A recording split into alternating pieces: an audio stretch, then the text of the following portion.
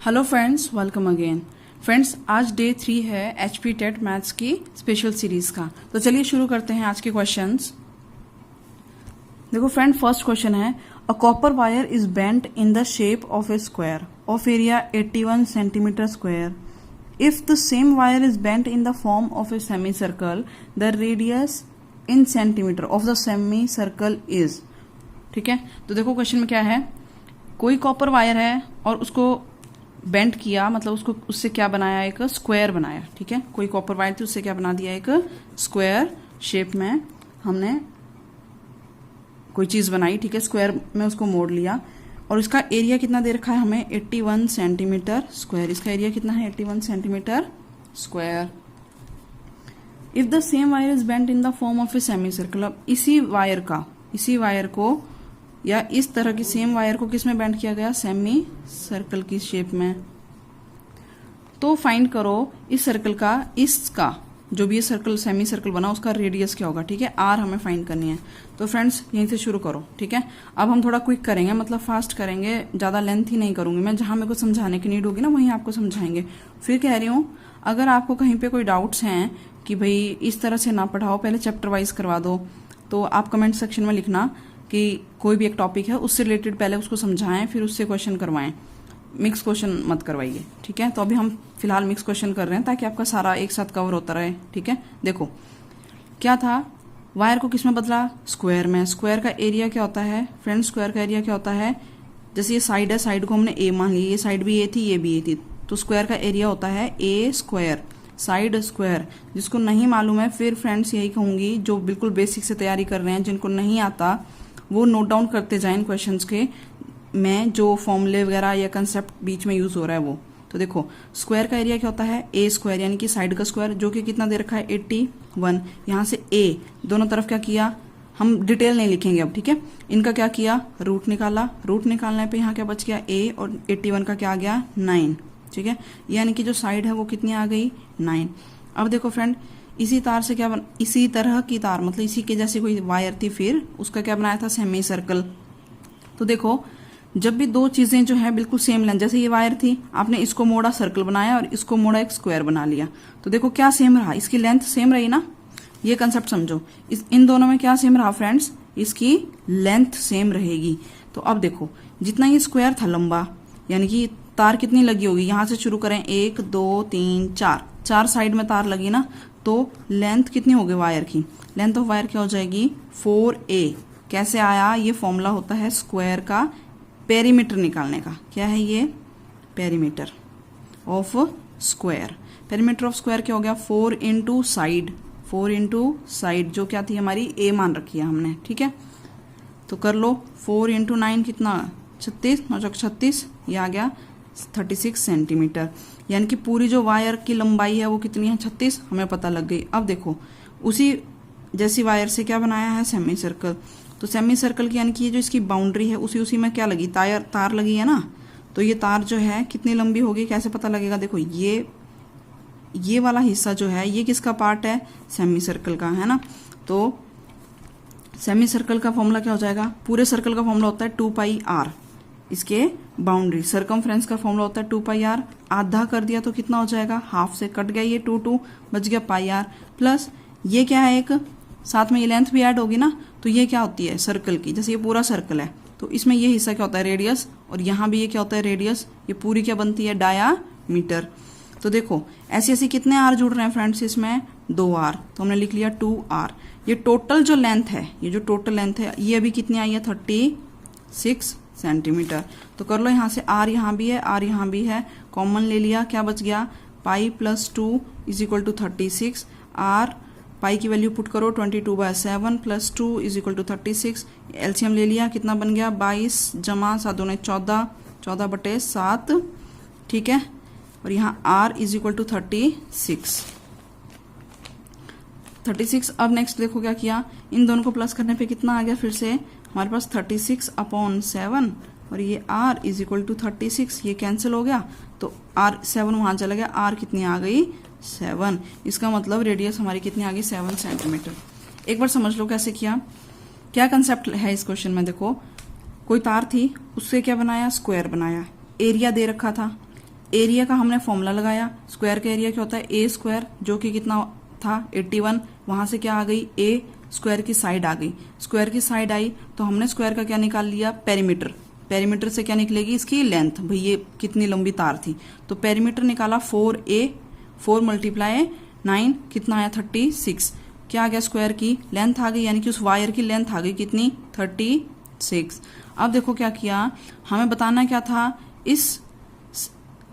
उसी वायर से अगर मान लो उसके जैसी वायर से अगर क्या बनाए सेमी सर्कल बनाए एक, तो बताओ उस सर्कल की रेडियस कितनी होगी, है ना। तो अब क्या किया फ्रेंड्स, सेमी सर्कल का एरिया लिखा, देखो क्या होता है, सॉरी सर्कमफ्रेंस निकालेंगे, ये बाउंड्री निकालेंगे, सर्कल था ना उसकी बाउंड्री निकाली, तो पूरे सर्कल की बाउंड्री क्या होती है 2πr, सर्कमफ्रेंस क्या होता है 2πr, उसका आधा कर दिया क्योंकि सेमी सर्कल बोल रहे थे तो हाफ किया, 2 कैंसिल हो गया, क्या बचा πr प्लस, अब क्योंकि सेमी सर्कल में तो फ्रेंड्स ये बाउंड्री आई ना, तो बच क्या गया, बीच की लाइन बच गई, तार तो यहां भी लग रही है ना, तो वो तार किसके बराबर होगी 2r, क्योंकि ये क्या होती है रेडियस, और रेडियस 2 बार रेडियस आ रही है, डायमीटर बन गई 2r, तो यहां से r कॉमन लिया, इसको सॉल्व किया और इस तरह से ये हमारा आंसर कितना है 7 सेंटीमीटर। तो फर्स्ट का ऑप्शन नंबर डी हमारा राइट आंसर हो जाएगा, डी ये हमारा आंसर। देखो question number 2, if the selling price of 10 articles is equal to the cost price of 11 articles then the gain percent is, SP और CP का question आ गया।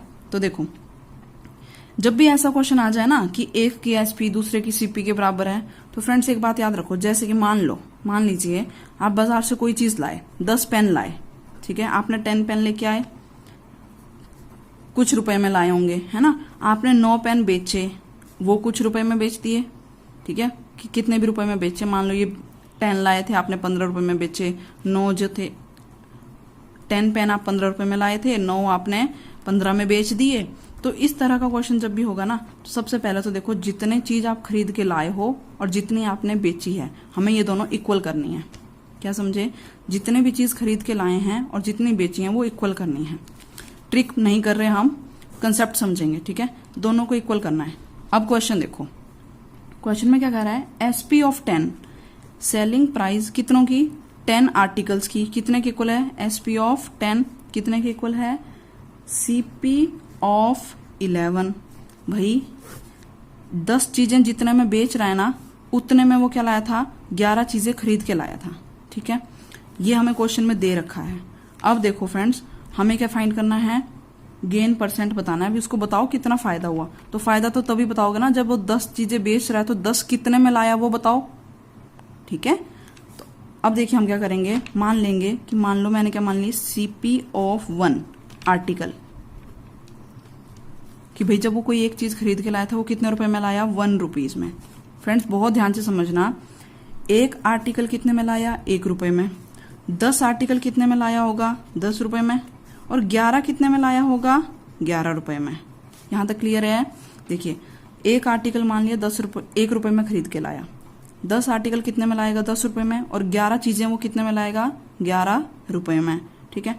अब यहां देखो एसपी ऑफ 10, एसपी ऑफ 10 जो थी 10 चीजें वो कितने में बेच रहा है, जितने में वो 11 लाया था, 11 कितने में ला रहा है, 11 रुपए में, तो यहां लिख लो भाई 11 रुपए, लग गया हमें पता कि वो 10 चीजें कितने रुपए में बेच रहा है, 11 रुपए में बेच रहा है ना।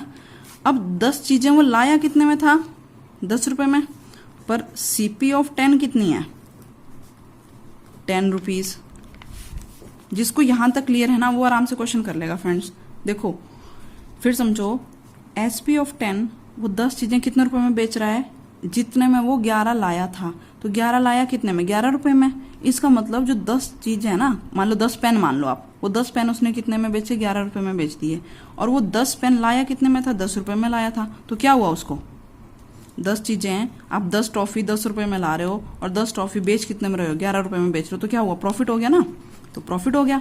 अब कितना प्रॉफिट हुआ, 1 रुपए का, है ना, 1 रुपए का प्रॉफिट हुआ, किसके ऊपर हुआ, 10 रुपए पे तो हुआ, 10 रुपए में चीज लाई थी, 11 में बेच दी, 1 रुपए का प्रॉफिट हो गया, तो कर लो इसको। देखिए 1 रुपए का प्रॉफिट हुआ, कितने पे हुआ, 10 रुपए में हुआ, और प्रॉफिट परसेंट निकालने के लिए क्या परसेंट निकालनी थी ना, क्वेश्चन में क्या रखा है, देखो फाइंड द गेन परसेंट, तो परसेंट के लिए क्या करेंगे, इंटू 100 कर देंगे, तो कितना आंसर आ गया, ये कट गया, हमारे पास आया 10, यानी कि उसको 10% का प्रॉफिट हुआ। तो ऑप्शन नंबर ए हमारा राइट आंसर हो जाएगा। ठीक है, option A is the right answer. एक बार फिर समझना, 10 आर्टिकल, मैं यहाँ आर्टिकल नहीं बोल रही हूँ, अब आप ऐसे मान लो टॉफी मान लीजिए। ठीक है, कोई बंदा है 10 टॉफी कितने में बेचता है, जितने में वो 11 टॉफी लाया था। ठीक है, 11 टॉफी लाया और उतने ही रुपए में उसने क्या बेची, 10 टॉफी बेची। तो देखो पहले तो यहीं से पता लग रहा है कि उसको क्या हुआ है, प्रॉफिट हुआ है। और क्वेश्चन में भी लिख ही रखा है कि आपको क्या फाइंड करना है, गेन परसेंट। अब मान लो कुछ नहीं दिया हुआ बाकी, तो हम क्या मानेंगे कि जो एक टॉफी है वो कितने रुपए में लाया, 1 रुपए में। अब अगर ऐसी ऐसी 10 टॉफी लाता तो कितने में आती, 10 रुपए में, और 11 लाता तो 11 रुपए में। अब 10 टॉफी बेच कितने में रहा है, जितने में 11 आई, तो 11 कितने में आई है फ्रेंड्स, 11 रुपए में। यानी कि जो 10 टॉफी उसने बेची वो कितने में बेची, 11 रुपए में। लग गया ना पता उसका कितने रुपए में बेची, तो 10 उसने बेची 11 रुपए में, और वो 10 खरीद के कितने में लाया था, ये अभी हमने किया 10 रुपए में। इसका मतलब 10 टॉफी बेची 11 रुपए में और 10 टॉफी खरीदी उसने 10 रुपए में, तो उसको कितने का फायदा हो गया, 1 रुपए का फायदा हुआ ना, 1 रुपए का फायदा हो गया। ठीक है, 1 रुपए का फायदा हुआ, किसके ऊपर हुआ, जितने वो चीजें लाया था उसी पे, तो उसको 1 रुपए का फायदा हुआ। तो 1 रुपए का फायदा 10 रुपए पे हुआ, इंटू 100 कर दिया, 1 का फायदा 10 पे हुआ, तो इसका परसेंट निकाला, क्या आ जाएगा, मल्टीप्लाई 100, इसको काटा और ये 10% आपका आंसर। अब देखिए फ्रेंड, नेक्स्ट क्वेश्चन क्या है, the simple interest on a sum for 5 years is 1/4 of the sum, the rate of interest per annum is. तो हमें रेट ऑफ इंटरेस्ट बताना है। देखो क्वेश्चन में क्या कह रहा है, सिंपल इंटरेस्ट ऑन ए सम। तो पहले समझो सम क्या होता है, एक बार छोटा सा इसका बेसिक देखो। मान लीजिए आपने अपने दोस्त से ना 100 रुपये उधार लिए। ठीक है, मान लो आपने कितने उधार लिए, 100 रुपये उधार लिए। अब उसने कहा मैं 2% का ब्याज लूंगा, 2% का ब्याज लूंगा। ब्याज तो सबको मालूम होगा, ब्याज लूंगा किस पे, 100 रुपये पे, हर 1 महीने के लिए। कितने पे, हर 1 महीने बाद आपको 2% का ब्याज लूंगा अगर पैसे बढ़ते गए तो। अब भाई आपके पास पैसे नहीं थे, आपने कहा ठीक है अगले महीने दे दूंगा। अगले महीने जब उसको दोगे तो 100 रुपये दोगे या फालतू दोगे, फालतू देने पड़ेंगे। कितने, 2%। तो 100 का 2% कितना हो जाएगा फ्रेंड्स, देखो कितना हो गया, 2 रुपये, 2 रुपये। यानी कि अब उसको आप कितने रुपए दोगे, 102। अब ये तो हो गया फर्स्ट मंथ, 1 महीने खत्म होने के बाद। अब तुमने क्या कहा, उस महीने भी दोबारा ये कह दिया भाई अब इस बार मेरे पास पैसे नहीं है, अगली बार दे दूंगा। तो अगली बार कितने हो जाएंगे, वही 2 रुपये और जुड़ जाएंगे, कितने देने पड़ेंगे, 104। अगर उसमें नहीं दोगे, अगले महीने दोगे तो कितने देने पड़ेंगे, 106 रुपये। तो ये जो 2 रुपये जुड़ रहे हैं, इसी को क्या कहते हैं, सिंपल इंटरेस्ट, ब्याज। ठीक है, सिंपल इंटरेस्ट। देखो सिंपल इंटरेस्ट का एक फॉर्मूला होता है P × R × T। P क्या होता है फ्रेंड्स, प्रिंसिपल।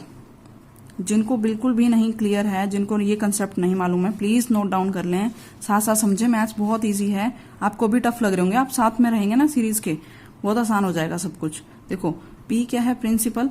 प्रिंसिपल को कई जगह क्या लिखा होगा, सम भी लिखा होता है। ठीक है, R क्या है, रेट, जिस दर से दे रहा है, हिंदी में दर होता है इसका मतलब, दर से। ठीक है, और टाइम क्या हो गया, ये तो टाइम ही होता है भाई, समय कितने टाइम के लिए दे रहा है। तो सिंपल इंटरेस्ट का फॉर्मूला हो गया P × R × T अपॉन में 100। तो क्या बन गया, SI = P × R × T upon 100, ये फॉर्मूला हो गया। ठीक है, अगर यहां तक क्लियर है तो अब देखो क्वेश्चन। देखो क्वेश्चन में क्या लिखा था, simple interest on a sum. On a sum लिखा है ना, यानी कि आपके पास क्या नहीं दे रखा, प्रिंसिपल हमारे पास नहीं दे रखा। ठीक है, फॉर 5 year, टाइम कितना दे रखा है, 5 year, है ना। सिंपल इंटरेस्ट ऑन ए सम, सम तो मालूम नहीं है हमें। ठीक है, सम मैंने प्रिंसिपल मालूम नहीं है कितना है, टाइम कितना है 5, इज 1/4 ऑफ द सम। और SI को क्या कह रहा है, वो SI कितनी है, 1/4 ऑफ सम। सम क्या हो गया, principal. Find the rate of interest, rate of interest find करना है। ठीक है, देखो फ्रेंड्स, प्रिंसिपल नहीं पता कितना है, टाइम मालूम है 5 साल। सिंपल इंटरेस्ट के लिए देखो एक लाइन, सिंपल क्वेश्चन में देखो आप, SI on a sum for 5 year is, SI कितनी दे रखी है, 1/4 ऑफ सम। तो ऑफ सम यानी कि ऑफ P।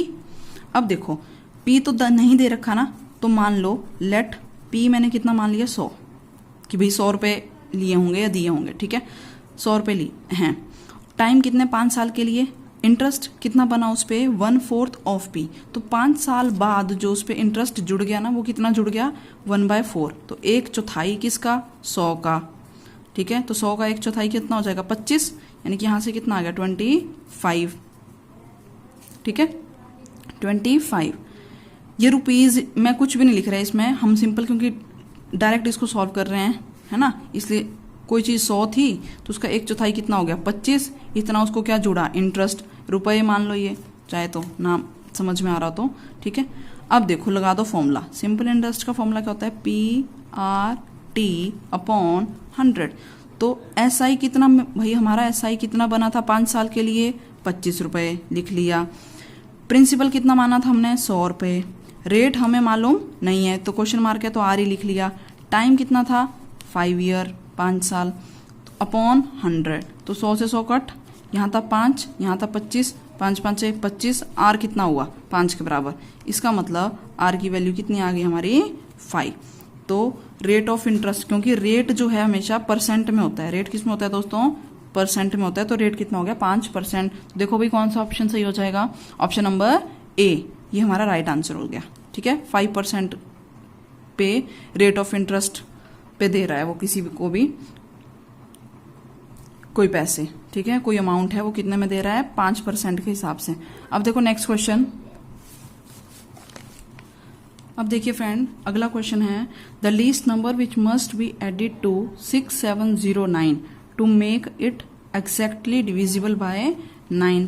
भाई सबसे छोटा वो नंबर बताओ जो 6709 में मैं ऐड करूं तो क्या आ जाए, ये नंबर जो है 9 से डिवाइड हो जाए। तो देखो बच्चों, ठीक है, देखिए फ्रेंड्स, ये क्या है 6709, इसमें ऐसा क्या ऐड करें, यहाँ पे कौन सा नंबर ऐड करूं कि ये क्या हो जाए, 9 से पूरा पूरा भाग हो जाए, पूरा डिवाइड हो जाए, है ना। तो इसके लिए सिंपल है बहुत, आपको एक डिविजिबिलिटी याद रखनी है। भाई कोई भी नंबर जो है, कोई भी नंबर 9 से भाग होगा अगर ये सब जोड़ के, यानी कि इन सब डिजिट का सम भी क्या हो, 9 से डिवाइड हो रहा हो। तो देखो 6 + 7 + 0 + 9 कितना हुआ फ्रेंड्स, कितना आ रहा है, 13, और ये 9, तो ये हो गया 22, है ना। कितना आ रहा है, 22। अब 22 तो 9 से भाग नहीं हो रहा ना, देखो 9 कितने पे जा रहा है, 9 9 18, 9 दूनी 18, ठीक है। और 9 तियां कितना होता है, 9 तियां 27, तो 18 तो कम है, 9 तियां 27 चाहिए। यहाँ 22 था, चाहिए कितना, 27, तो कितना कम है, 7 में से 2 गए 5, 5 कम है, यानी कि इस नंबर पे मैं क्या ऐड कर दूं, 6709 पे अगर 5 जोड़ दें तो ये कितना बन जाएगा, 9 10 8 14 चल गई 1 7 6 6 7 1 4। अब करके देखो, देखो इसको 9 से भाग, तो ये देखो अगर इसको आप काटोगे ना तो कितना आ रहा है काटने पे, ये 9 कम 9 7 9 63, और यहाँ पे कितना बच गया हमारे पास, 5, ये कितना बन गया, 4 41, 9 4 9 36 36, और फिर से ये, और ये अब गया कितना हमारे पास, 6 9 54, 6 पे, तो कितना आ गया 946 पे, ये कैंसिल हो रहा है, सॉरी यहाँ पे 7 9 63 7 लिखना था, ठीक है, 746 पे ये कैंसिल हो रहा है। ये आपको नहीं करना एग्जाम में। अब देखो यहाँ पे क्वेश्चन क्या था, 6709 पे क्या जोड़ें कि वो 9 से भाग हो जाए। तो सब 9 से कोई नंबर भाग कब होता है, जब इन डिजिट को अगर आप प्लस कर दो ना, इनको जोड़ दो, तो ये जो जोड़ आया वो जोड़ जो है किससे भाग होना चाहिए, 9 से भाग होना चाहिए। तो 9 से डिवाइड होना चाहिए था। अब हमने देखा यहाँ 22 है, तो 9 3 27, और यहाँ 22, तो 27 से कितना कम है, 5 कम है ना, यानी कि अगर इस पूरे नंबर में मैं क्या जोड़ दूं, 5 जोड़ दूं, तो ये क्या हो जाएगा, 9 से भाग हो जाएगा पूरा पूरा।